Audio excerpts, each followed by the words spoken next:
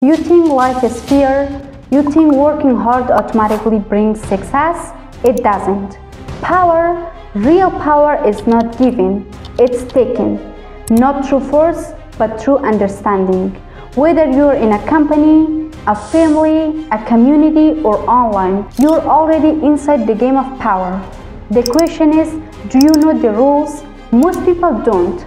They just show up with good intentions, but no strategy. They try to play fair in a world that rewards awareness, and when they lose, they call life unfair, when in reality they just didn't know the game they were in. Today you will learn the four laws of power, not to manipulate, but to understand how influence works, how to stay ahead, and how to move through life with purpose and control. So stay with me till the end and learn them, and you will never be powerless again.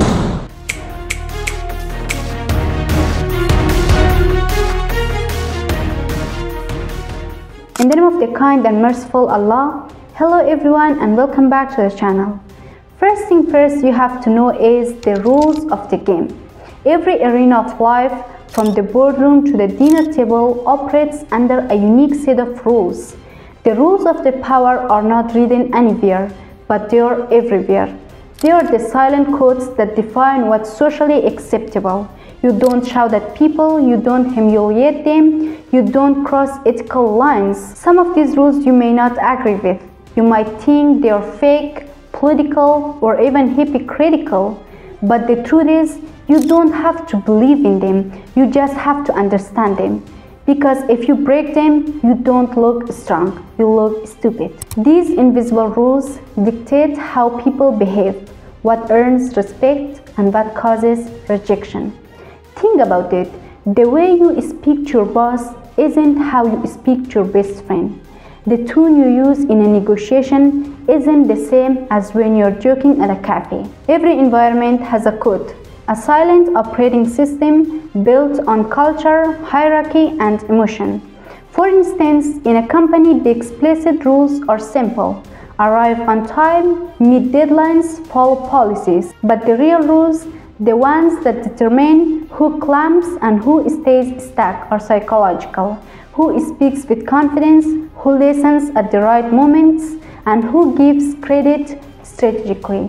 People don't rise because they are the smartest. They rise because they understand the room. At a party, some people dominate without saying a word, not because they are loud, but because their presence aligns with the social rhythm. They mirror energy subtly, make others feel seen, and leave everyone wondering who was that. So here is the lesson. Power begins with awareness. Study your environment before you act. Notice what earns approval, what causes discomfort, what behaviors creates distance. Master the rules, both written and unspoken, and you gain leverage others don't even realize exists. Because in this game, ignorance is punished instantly. In the game of power, awareness is your first armor. The second law is, the game is dynamic. Here is the hard truth. Power is never stable. The moment you think you have arrived, the ground beneath you begins to shift. Right now, somewhere in the world, someone hungrier, younger, and faster is moving to take your spot. They don't have your experience, but they have energy, creativity, and nothing to lose. That's why true power is not about reaching the top. It's about staying sharp once you're there. The game keeps evolving until the day you die. History is full of proof. Great empires fall not because of innovation, but because of stagnation. They stopped learning, stopped adapting, and stopped listening. The same happens to people. The employee who was once valuable becomes outdated. The influencer who ruled last year becomes irrelevant this year. The game is dynamic. It changes every second. Once Kodak was the king of photography. They literally invented the digital camera and then buried it. Why? Because they were afraid of change. They thought their old power would last forever. It didn't. A few years later, the company went bankrupt. Adaptability is the oxygen in the power game. Without it, you suffocate. Here is tactical breakdown. Ask yourself regularly, what assumptions am I holding that might soon expire? What new players are entering my field? What tools or skills are becoming irrelevant? Power flows to those who stay fluid, who anticipate the shift before it arrives. In your own life, look at areas where you have become too comfortable. Comfort is seductive. It whispers you're safe, but safety kills innovation. The powerful don't cling, they evolve. They keep learning, observing, adjusting. In the game of power, standing still is the same as falling behind. The third law is power is pure psychology. At its core, power is psychological, a dance of perception, emotion, and influence. It's not about physical strength or even resources. It's about how people see you, how they feel around you, and how effectively you can read them. Let me explain something that shocks most people. Power is not about numbers, it's about perception. In sports like baseball, data decides who wins, batting averages, statistics, algorithms, but in power, perception decides everything. People rise not because they're the most qualified, but because they seem the most capable. CEOs are not chosen by just performance metrics. They are chosen by how others feel around them, their confidence and control. That's why so many powerful people are actually incompetent. They don't have a better data, they have better psychology. Great leaders don't control by force. They lead through emotion. They inspire loyalty, not because they shout louder, but because they understand what people want to believe in. They craft a story others want to follow. In a negotiation, data matters, but psychology decides. The person who controls the emotional tempo controls the outcome. They slow the conversation when the other side is anxious. They pause before answering to create tension. They use silence as a weapon. So let's consider advertising. Why do you buy brands we don't need? But because they make us feel something like safety, confidence, and belonging.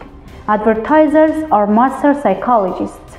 They study behavior, not logic. So here is tactical application. Power through psychology requires two levels of awareness. First, self-awareness. Know your triggers, understand your ego, control your emotions before they control you. Second, social awareness. Observe body language, tone, micro-expression, listen more than you speak. Ask questions that reveal motivations. When you master these two, you stop reacting and start predicting. Every person you meet is driven by fear, pride, desire, and insecurity.